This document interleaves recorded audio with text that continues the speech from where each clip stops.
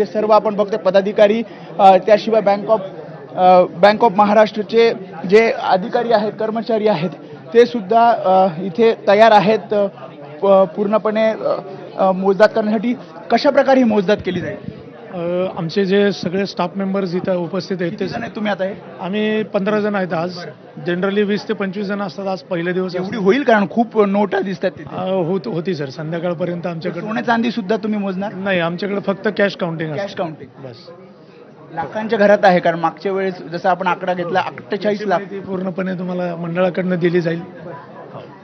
त्यामुळे पुन्हा एकदा आपण या दृश्यांवर जाऊयात आणि प्रेक्षकांना दाखवूयात की कशा प्रकारे भरभरून दान लालबागच्या राजाच्या चरणी अर्पण केलेलं आहे.